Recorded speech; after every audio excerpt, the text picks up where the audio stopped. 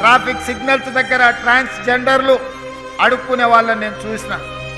సమాజము వాళ్ళ పట్ల నిర్లక్ష్యంగా వ్యవహరించడం, వాళ్ళ పట్ల మానవీయ కోణంలో ప్రభుత్వాలు ఆలోచించకపోవడం వల్ల విధి లేని పరిస్థితుల్లో సమాజ నిర్లక్ష్యానికి గురైన ట్రాన్స్జెండర్లు అడుక్కునే వృత్తిని వాళ్ళు చేపడుతున్నారు.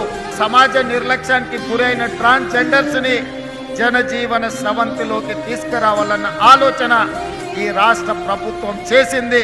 అంతకుముందు ట్రాన్స్జెండర్ అయినప్పుడు మా ఊరోళ్ళందరూ మా అమ్మ మా నాన్నని చాలా చీప్గా, అంటే నీ కొడుకు ఇలా మారిపోయిండు, మీరు ఇలా అట్లా చేస్తుండ్రు, షాపుల దగ్గర బస్ స్టాండ్ల దగ్గర రోడ్ల దగ్గర ఇట్లా అడుక్కుంటుండ్రు అట్లనే అన్న వాళ్ళే మళ్ళీ ఇప్పుడు మీ కొడుకు జాబ్ వచ్చిందంటే కదా అది అనేసి మా అమ్మ వాళ్ళు చెప్తుంటే మా అమ్మ వాళ్ళు చాలా హ్యాపీగా ఫీల్ అవుతుండ్రు.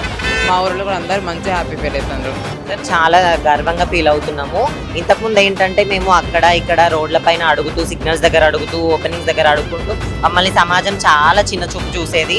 ఇంతకు ముందు ఇదే ప్లేస్లలో మేము సిగ్నల్ కాడ అడుక్కునే వాళ్ళం, కానీ ఇదే సిగ్నల్ దగ్గర మేము జాబ్ చేయడం మాకు చాలా గౌరవం, చాలా బాగా అనిపిస్తుంది. మేము కూడా ఒక మంచిగా ఫీల్ అవుతున్నాం. Thank you so much Revanth Reddy sir.